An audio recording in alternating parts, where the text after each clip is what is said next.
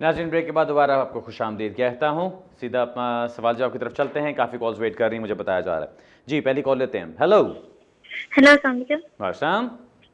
सबसे पहले तो आपकी बहुत मेहरबानी भाई, आपके पास बहुत नॉलेज है और आप हमारी बहुत हेल्प करते हैं। थैंक यू, बहुत तो शुक्रिया। 2 छोटे-छोटे सवाल पूछने हैं। एक तो ये कि ये जो नवंबर से 3000 पाउंड वाला वो स्टार्ट कर रहे हैं, वो सिर्फ जो सिक्योरिटी देनी है 3000 पाउंड, वो सिर्फ विजिटर के लिए ही है या स्टूडेंट को भी, जो भी स्टूडेंट आएगा उसको भी 3000 पाउंड जमा करवाना पड़ेगा पहले? और दूसरा सवाल ये है कि अगर तो विजिटर के लिए है, अगर किसी ने विजिटर का वीज़ा 2-3 महीने पहले अप्लाई किया हुआ और वो अपील विन कर जाता है अपनी, तो उसको फिर भी 3000 पाउंड देना पड़ेगा ये नवंबर के बाद आएगा? ओके। और तीसरा ये है कि अगर कोई यंग कपल असाइलम क्लेम करता है तो उसको डिटेन कर लिया जाएगा या उसको किसी वो कैंप वगैरह में रखा जाएगा? ओके, मैं बताता हूँ जी। Thank you. यो वेलकम जी, यो वेलकम। पहली चीज़ मैं यहाँ पे थोड़ी माज़रत के साथ आपको बता दूँ, जो ये आपने बात की अभी कि जिन नवंबर में 3000 का शुरू कर रहे हैं, मैंने अभी देखा नहीं है। मैं पिछले 2 हफ्ते ज़रा छुट्टियों पे था, तो शायद इसलिए मेरे दिमाग में नहीं है और मैंने कोई अपडेट्स अभी देखी नहीं है उसके ऊपर। सो मैं चेक कर लूँगा उसको। लेकिन जहाँ तक मुझे पता है, वो जो इंट्रोडक्शन आ रहा है ये डिपॉजिट्स का, वो विजिटर्स के लिए ही कर रहे थे वो, क्योंकि वो ये चाहते हैं कि जब कोई विजिटर यहाँ पर आता है तो वो पहले एक डिपॉजिट दे, अपने वो एक इंटेंशन प्रूव करे कि उसने वापस जाना है और उसके ऊपर किया जाए। स्टूडेंट्स के लिए ये चीज़ किस तरह से वर्केबल होगी ज़रा मुश्किल लगता है, बिकॉज स्टूडेंट्स के लिए ऑलरेडी उन्होंने जितनी सख्तियाँ करनी थी वो कर चुके हुए हैं, वो बता चुके हैं सारा कुछ। लेकिन अगेन मैं इसके ऊपर कुछ कॉमेंट नहीं करना चाहता जब तक मैं उसको देख नहीं लेता कि कानून उन्होंने लिखा क्या है, उसके अंदर बनाया क्या है। सो मैं इसको देख के मैं नोट कर लेता हूँ। मैं देख के आपको या तो मुझे ईमेल कर लीजिएगा, मैं आपको वहाँ पे जवाब दे दूंगा, या फिर मैं कोशिश करूँगा कि मुझे याद रहा ज़रूर तो मैं अगले शो पे इसका जिक्र कर लूँगा, बता दूंगा। दूसरा सवाल आपका था, कपल अगर कोई यंग कपल असाइलम करता है तो क्या उनको डिटेन कर लेते हैं कि नहीं करते? कपल्स के लिए ये याद रखिए, कानून जो कहता है वो ये नहीं है कि कोई भी सिंगल बंदा आए असाइलम करने तो उसको डिटेन कर लो। कानून ये नहीं कहता कि कोई भी कपल आए तो उसको डिटेन कर लो। कानून सिर्फ इतना कहता है कि अगर आपको ये नज़र आता है कि ये केस बहुत आराम से, बहुत ईजिली आप हैंडल कर सकते हैं और बहुत जल्दी से एक स्ट्रेट फॉरवर्ड तरीके से इसको केस को ख़त्म कर दिया जाएगा, तो फिर उनको डिटेन किया जा सकता है। क्योंकि आपने केस को इतनी जल्दी से हैंडल कर लेना है कि आप चाहते हैं कि उस सिस्टम के अंदर रहते हुए ही उस केस को जल्दी से हैंडल करके और एक स्ट्रेट फॉरवर्ड तरीके से ख़त्म करके और उसके बाद फैसला उनको सुना दिया जाए। अगर स्टेटस देना हो तो उनको रिलीज़ कर दे, स्टेटस नहीं देना तो उनको डिटेन करके आप रिमूव कर सकें। ये कॉन्सेप्ट है जो कि डिटेंशन के पीछे है।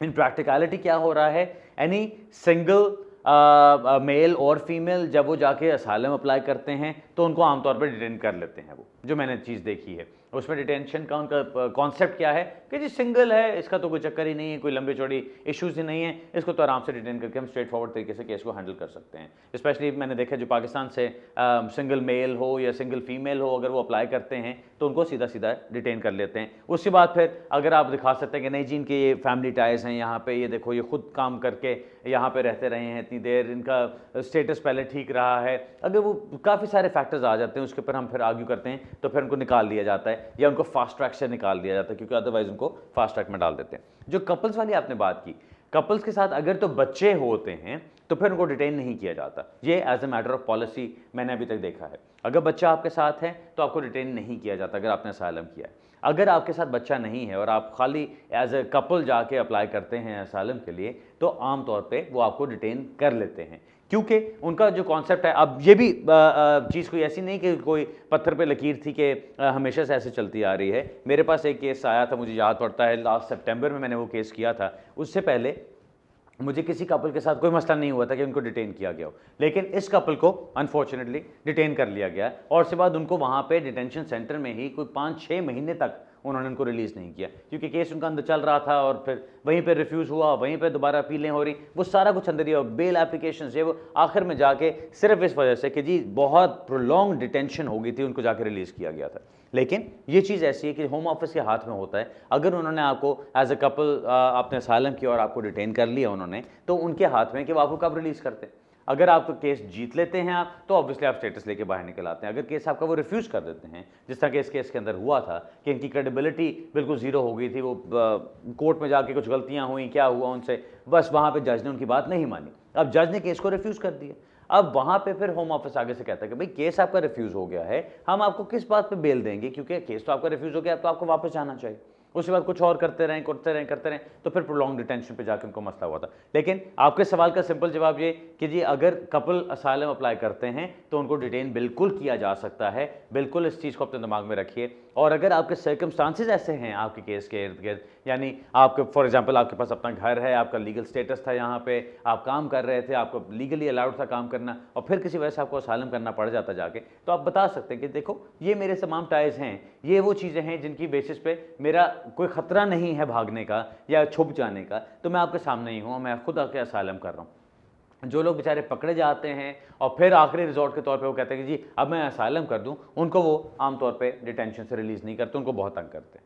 और जी अगला सवाल लेते हैं। हेलो हेलो, अस्सलाम वालेकुम। आसाम, कैसे हो खारी साहब? खैरियत जी, ठीक ठाक ऐसा बात कर रहा हूँ लंदन से जी। अच्छा, मेरा एक क्वेश्चन था आपसे कि मैं स्टूडेंट आया था 2010 में, तो इस साल की मैं जून में उन्होंने मुझे डिटेन किया, क्योंकि मैंने फिर एक दफ़ा एक्सटेंशन करवाई तो उसमें मुझे काम अलाउड नहीं था, और उसमें फिर उन्होंने मुझे काम से पकड़ा, और मेरे मालिक जो मेरा ओनर था उसने वो रिटर्न कर लिख के दिया कि ये मेरे पास काम करता, तो उसमें पैसे भी देता था, सारा कुछ उसने दे के दिया। उसके बाद उन्होंने मुझे डिटेन किया, तकरीबन 12 दिन मुझे रखा जी। उसके बाद फिर मेरी वो बेल हो गई टेम्परेरी एडमिशन पे। ठीक। जो मेरा कोर्स था, जिस कोर्स के लिए मैंने एक्सटेंशन करवाई थी, वो कंप्लीट हो चुका था। ठीक। और जो मेरा वीज़ा था वो कल ख़त्म हो रहा है 27 अगस्त को। ठीक। लेकिन उन्होंने मुझे साइनों पे लगा दिया। मैंने पहले भी 1-2 प्रोग्राम में कॉल की थी, लेकिन वो सॉरी टू से वो सही बात को सुनते नहीं है। ये तो मैं आपको अप्रिशिएट करूंगा कि आप एक क्वेश्चन अच्छी तरह सुनते हैं। तो उसमें वो मुझे कोई रिमूवल की डायरेक्शन उन्होंने नहीं दी जब मैं वहाँ पे था डिटेंशन सेंटर में। लेकिन जब मैं साइन पे पहली दफ़ा आया तो उसने, वो जो ऑफिसर वहाँ पे बैठी हुई थी, वो मुझे कहती है कि तुम्हारा जो वीज़ा है वो सस्पेंड हो चुका है। लेकिन उन्होंने जी कर्टेल हो चुका होता है वो। अच्छा, तो वो उसने मुझे कोई ऐसा लेटर नहीं भेजा कि जिसमें उन्होंने बाय रिटन लिखा हो कि हमने कुछ भी तुम्हारे वीज़े के साथ हमने किया है। ठीक। फिर इस महीने की 13 तारीख को मैंने अपने नए कोर्स के लिए अप्लाई किया, क्योंकि मेरा वो कोर्स तो ख़त्म हो चुका था, वीज़ा भी मेरा ये ख़त्म होने वाला है। तो अभी मैंने अपना केस डाला एक्सटेंशन के लिए। तो मुझे पूछना ये है कि 2 सवाल है मेरे, 2-3, कि क्या मुझे वीज़ा मिलने के चांसेस हैं? क्योंकि उन्होंने अगर मेरा वीज़ा जो भी उसके साथ किया, लेकिन मुझे उन्होंने इन्फॉर्म नहीं किया। ठीक। क्योंकि मैंने उनका एक कानून भी तोड़ा है ऑलरेडी, ब्रीच। और ब्रीच बोलते हैं। और दूसरा ये है कि अभी मेरा केस है उनके पास, तो मैं उनको ये एप्लीकेशन दे सकता हूँ कि यार अभी मुझे साइन पे मैं नहीं आ सकता, क्योंकि मेरी एप्लीकेशन आपके पास है। जब तक आप डिसीजन नहीं लेते तो क्या आप मुझे साइनों पे उतार सकते हैं?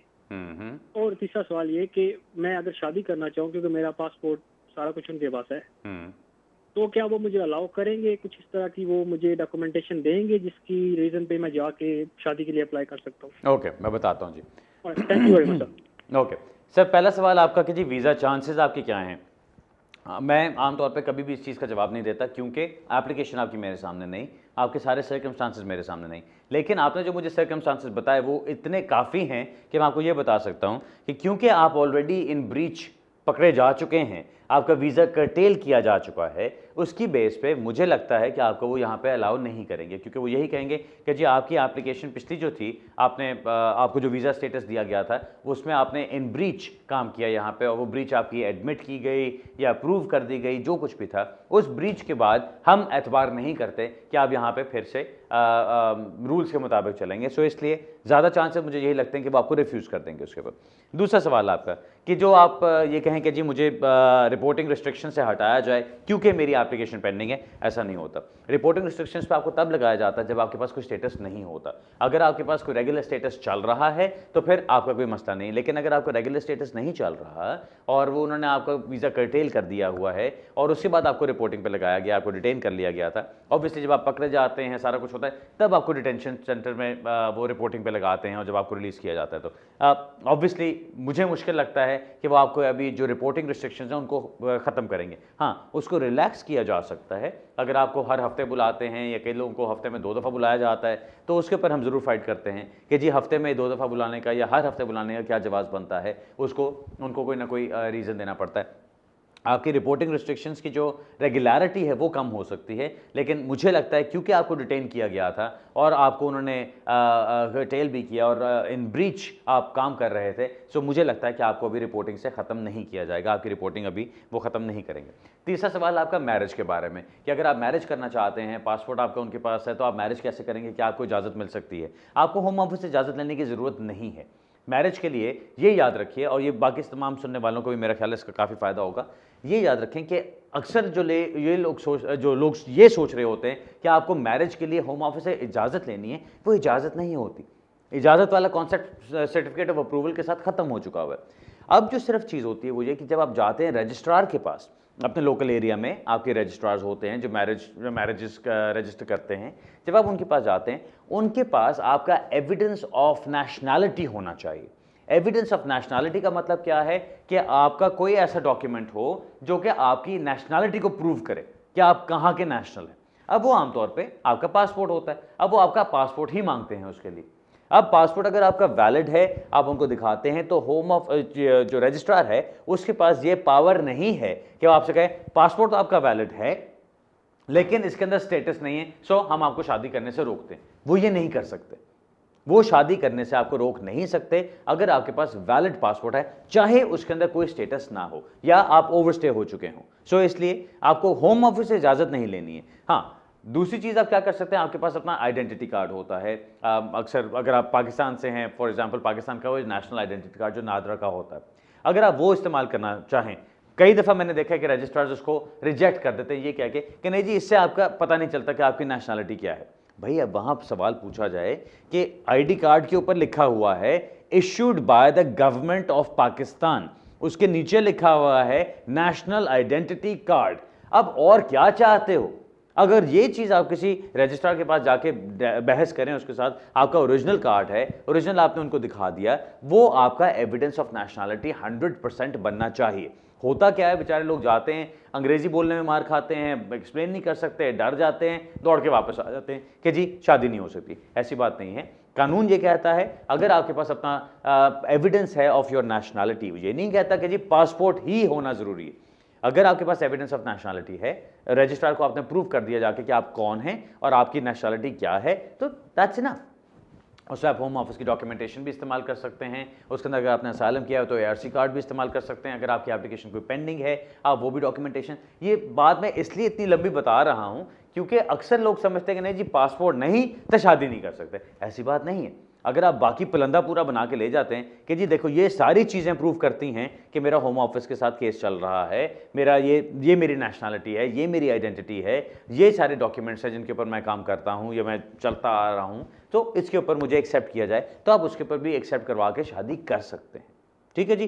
बाकी जहाँ तक बात है कि होम ऑफिस आपको कोई डॉक्यूमेंटेशन इसके ऊपर देगा कि नहीं कि जी आप शादी कर सकते हैं, हाँ ये एक चीज़ और हो सकती है कि आप होम ऑफिस को एक ये रिक्वेस्ट भेज सकते हैं कि जी आप रजिस्ट्रार को ही कंफर्म कर दीजिए कि मेरा ओरिजिनल पासपोर्ट आपके पास है और उसकी कॉपी रजिस्ट्रार को भिजवा दें। ये भी किया जा सकता है। अब वो आपकी किस्मत है, लॉटरी है कि कौन सा केस वर्कर उसको देखता है। कोई इंसान का बच्चा होगा तो आपको ज़रूर बना के वो लेटर बना के भेज देगा रजिस्ट्रार को, और कोई मसले वाली बात नहीं, क्योंकि एक नॉर्मल सी बात है, आपका पासपोर्ट उनके पास है, आप उनको सिर्फ कंफर्मेशन मांग रहे हैं कि मेरा पासपोर्ट आपके पास है, मुझे उसकी कंफर्मेशन दे दो। सो उसमें कोई मुश्किल बात नहीं है। हाँ, अगर इंसान का बच्चा नहीं होगा, कोई और मखलूक होगी, वहाँ पर तो वो अपने जुल्म के अंदर आपको वो जवाब भी नहीं देते और कुछ भी नहीं करते और आप सफ़र करते रहते हैं और एड़ियाँ रगड़ते रहते हैं इंतज़ार में। सो अनफॉर्चुनेटली उसके ऊपर मैं आपको और कुछ नहीं कह सकता, सिर्फ यही कहूँगा रजिस्ट्रार्स के पास जाके अपनी डॉक्यूमेंटेशन, अपनी पूरी हिस्ट्री के साथ जाके वहाँ पे आप बात कर सकते हैं। शादी करना चाहें तो आप ज़रूर कर सकते हैं, उसमें आपको होम ऑफिस से इजाज़त लेने की ज़रूरत नहीं है। Alright sir, hopefully that answer was satisfactory. अगला सवाल लेते हैं जी। हेलो, अस्सलाम वालेकुम अली भाई, कैसे जी हैं आप? वालेकुम, खैरियत? मैं साइमा बात कर रही हूँ मैनचेस्टर से। मेरे 2 सवाल हैं जी।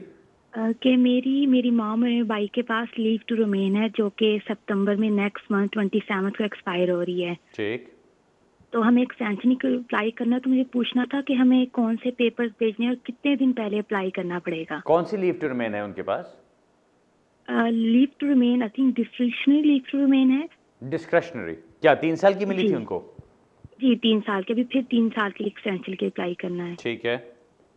और दूसरा सवाल ये है कि मेरे पास लीव टू रिमेन है, तो मैं जॉब सीकर अलाउंस के लिए अप्लाई कर सकती हूँ? आपके पास भी वो डिस्क्रिशनरी लीव है? जी वही है 3 साल की। ओके फाइन, ठीक है, चलें मैं बताता हूँ। और हमारे डैड के पास वो ब्रिटिश सिटीजन है, ठीक, तो ये मुझे पूछने थे 2 सवाल, अगर आप आंसर कर चलें मैं बताता हूँ। जो पहला आपका सवाल है कि उनकी लीव टू रिमेन खत्म हो रही है, 3 साल की उनको लीव टू रिमेन मिली हुई थी, 27 सितंबर को खत्म हो रही है, आप उससे 28 दिन पहले तक अप्लाई कर सकते हैं। सो आप यूँ सोच लें कि आप 1 सितंबर के बाद किसी भी डेट को अप्लाई कर लीजिएगा, आपको कोई उसमें इशू वाली बात नहीं है। डॉक्यूमेंटेशन की बात है कि डॉक्यूमेंटेशन क्या होगी वो तो आपकी केस के ऊपर डिपेंड करता है। अगर आपके वही सर्कमस्टांसेस हैं जिनकी बेस पे आपको ओरिजिनली डिस्क्रिप्शन लीव मिली थी, आप वही सारा कुछ, वही एविडेंस उसके मुताबिक दोबारा लगाएंगे और उसके ऊपर आपकी एप्लीकेशन हो जाती है और स्टेटस भी आराम से मिल जाता है। अगर सर्कमस्टांसेस कम्प्लीटली चेंज हो जाते हैं, कई दफ़ा ऐसा होता है कि जी ओरिजिनल डिस्क्रिप्शनली मिली होती है शादी की बेस पे, शादी की रिलेशनशिप चल रहा है उसकी बेस पे मिल गई, और बाय द टाइम एक्सटेंशन का टाइम आया तो शादी खत्म हो चुकी होती है, किसी और के साथ कोई रिलेशनशिप शुरू हो गया, तो आपको दोबारा से नए सिरे से वो डिस्क्रिप्शन लीव के अंदर जाके आर्ग्यू करना पड़ता है केस को। सो वो एक बात डिफरेंट बन जाती है। लेकिन इसके अंदर मैं आपको ये कहूँगा कि अगर आपके सेम सर्कमस्टांसेस चल रहे हैं तो उसी के ऊपर आपने अप्लाई करना है और अप टू 28 डेज पहले करना है। उससे ज़्यादा पहले करेंगे तो वो रिफ्यूज़ कर देंगे। अगर आपने कल अप्लाई कर दिया और 27 सितंबर को वीज़ा उनका खत्म हो रहा है तो वो गलत हो जाएगा। सो 1 सितंबर के बाद किसी भी डेट को अप्लाई कर लीजिएगा, कोई मसला नहीं होगा।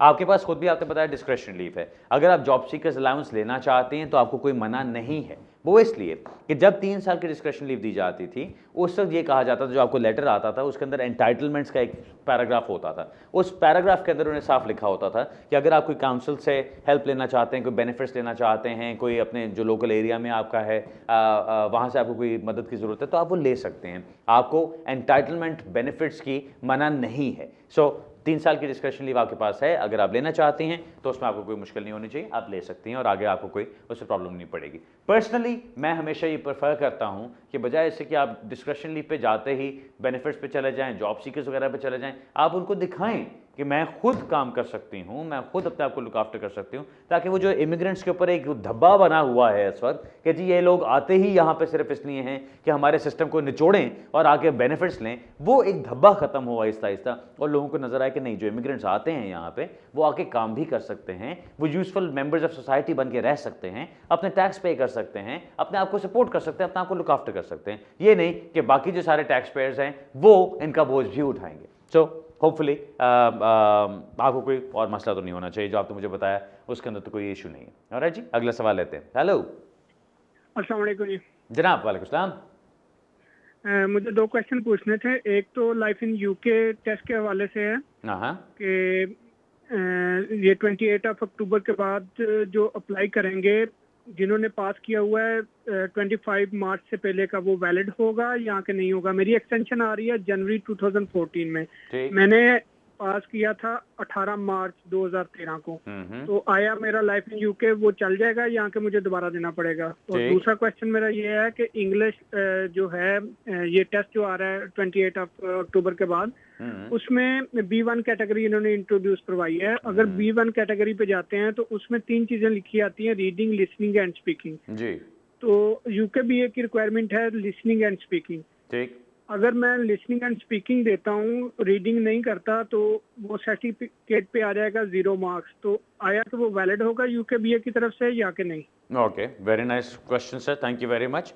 जो पहला आपका सवाल है कि life in the UK test आपका वैलिड है कि नहीं, मुझे याद पड़ता है कि जब life in the UK test उन्होंने इंट्रोड्यूस किए थे उससे तो उनसे जब आप पूछते थे कि इसकी वैलिडिटी की मियाद क्या है तो कहते हैं this is valid for ever. अब वो फॉर एवर वाली बात अब जाके क्वेश्चन मार्क में आ गई है कि जी क्या उसको वो एक्सेप्ट करें कि नहीं। मेरी पर्सनल जो एक प्रेफरेंस होती है वो हमेशा ये होती है कि अगर आपने पहले life in the UK test pass कर लिया तो अब आपको दोबारा भी पास करने में कोई मुश्किल नहीं होनी चाहिए। पहले से इंग्लिश आपकी इंप्रूव ही हुई होगी, घटी नहीं होगी। सो अगर आप कर सकते हैं तो दोबारा अपना कर लीजिए life in the UK test. बेहतर है कि आपके पास एक लेटेस्ट टेस्ट हो। लेकिन अगर आप कहें कि नहीं जी मैंने पहले किया हुआ है, मैं उसी के ऊपर कायम रहना चाहता हूँ, मैं उसी के ऊपर लेके चलना चाहता हूँ, तो वो आपका वैलिड एक्सेप्ट होना चाहिए। दूसरा सवाल आपका जो आपने इंग्लिश के बारे में पूछा कि जी इंग्लिश में B1 के अंदर 3 कैटेगरीज होती हैं, रीडिंग, लिसनिंग एंड राइटिंग, कि आपको तीनों करनी पड़ेंगी। अगेन मेरा मशवरा आपको यही होगा कि होम ऑफिस के साथ कोई चांस ना लें। अभी ये चीज़ शुरू नहीं हुई, जब ये शुरू होगी तब इसके अंदर जो सारे कीड़े निकलने शुरू होते हैं वो तब आते हैं। आपने एक्सटेंशन के लिए अप्लाई करना है, आई वुड नॉट सजेस्ट कि आप उनके साथ कोई भी रिस्क लें, क्योंकि होम ऑफिस के लिए बड़ा एक, मैं आपको सिंपल एक मिसाल दे देता हूँ, एक एग्जांपल दे दूँ यहाँ पे कि वो किस तरह से आपको तंग कर सकते हैं। वो ये कह सकते हैं कि जी हमने B1 रिक्वायरमेंट मांगी जो कि आपके इंग्लिश टेस्ट की एक ओवरऑल B1 रिक्वायरमेंट बननी चाहिए। सो अगर वो ओवरऑल रिक्वायरमेंट मांग रहे हैं तो फिर उसमें कहेंगे कि जी आपकी राइटिंग, रीडिंग और लिसनिंग तीनों चीज़ें आनी चाहिए। होम ऑफिस खुद कहता है कि जी हमें राइटिंग और लिसनिंग के अंदर चाहिए। सो अगर आप उनको देखें उनकी इंस्ट्रक्शंस क्या हैं तो उसके अंदर तो आपको वही 2 करने चाहिए। तीसरा आप नहीं करते, उसका 0 मार्क लगा होगा वहाँ पे, should not be a problem. लेकिन अगर कोई बड़ा ओवर जेलस किस्म का केस वर्कर आपको मिल जाता है, वो कहता है कि नहीं जी B1 तो पूरा होना चाहिए, हम इसी के ऊपर चलेंगे, आपको रिफ्यूज कर देता है, आपको अपील में जाना पड़ता है, आपको जुडिशल रिव्यूज में जाना पड़ेगा, आपको उल्टे सीधे सारे काम करने पड़ेंगे जहां पे आपका बड़ा खर्चा होगा। जब कुछ अवॉइड किस तरह किया जा सकता है, एक टेस्ट अभी पूरा ही कर लें। अगर आप रीडिंग और राइटिंग के अंदर B1 अचीव लिसनिंग और राइटिंग के अंदर B1 अचीव कर सकते हैं, आई एम श्योर कि आप उसके बाद रीडिंग के अंदर भी B1 अचीव कर सकते होंगे। सो मेरा मशवरा आपको यही होगा, जो पहले life in the UK test वाला है, मेरा मशवरा यही है, नया टेस्ट भी कर लीजिए। दूसरी चीज़ के अंदर जो B1 वाली बात है वो मैं आपको यही कहूँगा कि अपनी जो रीडिंग वाला सेक्शन है उसको भी कर लीजिए, कोई मुश्किल होनी नहीं चाहिए आपको, उसको भी कर लें ताकि जब आप अप्लाई करें तो आपने हर चीज़ को पूरा किया हुआ। याद रखें कि जो केस वर्कर आपके केस के ऊपर आपके केस के ऊपर जो फैसला करेगा, जो केस वर्कर फैसला करेगा उसके ऊपर, उसने सारे केस को बैठ के बड़ी हमदर्दाना तरीके से, बड़े प्यार मोहब्बत के साथ नहीं देखना। वो आपको सिर्फ एक नज़र से देख रहा है, इसको मैं रिफ्यूज़ कैसे करूँ, जो आजकल पोजीशन चल रही, वो ये कॉन्सेप्ट ही खत्म हो चुका हुआ है कि वो देखें कि हाँ ये कानून के अंदर एक चीज आती है, इस कानून के मुताबिक इनको स्टेटस मिलना चाहिए। मेरी सिंपल आपसे रिक्वेस्ट यही है, जितना आसान से आसान कर सकें, जिस तरह से समझे कि बस एक चूजा है जिसने छोटे छोटे दाने उसके सामने आपने रख दिए तो उसने वो दानों को खाना है, वो उसको तोड़ नहीं सकता, वो उसको चबा नहीं सकता, उसने सिर्फ एक दाना छोटा सा उठाना है, गल्प कर जाना है, दैट्स इट। सो उस तरह से केस वर्कर्स को ट्रीट करें छोटे छोटे चूज़ों की तरह कि जी इनको और कोई अकल नहीं है, इनको और कुछ समझ नहीं है, इनके सामने एक चेकलिस्ट होगी, उस चेकलिस्ट के मुताबिक उन्होंने फैसला करना है। अगर आपने उनके लिए कोई कॉम्प्लिकेशन पैदा कर दी तो उनको क्या नजर आएगा, नहीं नहीं नहीं मुझे नहीं समझ आ रहा, रिफ्यूज कर दो, दैट्स इट। सो ज़्यादा से ज़्यादा उनके लिए आसानी पैदा करें, जितना ज़्यादा से ज़्यादा आप उनके लिए आसान करके एप्लीकेशन को भेज सकते हैं उतना करें। कॉम्प्लिकेशन और कानून के ऊपर मत जाएं, टेक्निकलिटीज़ के ऊपर मत जाएं। ऑलराइट जी नाज़रीन, आज के प्रोग्राम का अब टाइम खत्म हो रहा है। जिन लोगों से बात हो गई उम्मीद है उनको अच्छे जवाब मिल गए होंगे, जिनसे नहीं हुई उम्मीद है आपको भी कुछ ना कुछ यूजफुल इन्फॉर्मेशन मिल चुकी होगी। जिस तरह मैंने प्रोग्राम के शुरू में कहा, इस हफ्ते इंशाल्लाह फ्राइडे को मैनचेस्टर में लोगों से मुलाकात होगी। अगले हफ्ते मेरा प्रोग्राम है कि मैं प्रॉब्ली थर्सडे को मैं कंफर्म कर दूंगा अगले हफ्ते, लेकिन मेरा प्रोग्राम है कि प्रॉब्ली थर्सडे को मैं साउथ हॉल में जाकर लोगों से मुलाकात करूंगा, बिकॉज वहाँ पे कुछ देर हो गई मुझे गए हुए। सो इंशाल्लाह अगले हफ्ते इसी जगह इसी वक्त मुलाकात होगी दोबारा। मुझे पता, मैंने पहले भी यही कहा था और फिर दो हफ्ते की छुट्टी मार गया था बीच में, लेकिन होपफुली ऐसा अब नहीं होगा। इंशाल्लाह अगले हफ्ते मिलेंगे इसी जगह इसी वक्त। तब तक के लिए अगर आप हमसे रब्ता करना चाहें, आप मुझे ओवर इंटरनेट भी ढूंढ सकते हैं और आप लॉ सोसाइटी के थ्रू भी ढूंढ सकते हैं। अपने दुआओं में याद रखिएगा, अच्छे ख्यालात में याद रखिएगा और इंशाल्लाह अगले हफ्ते मुलाकात होगी। Thank you and good evening.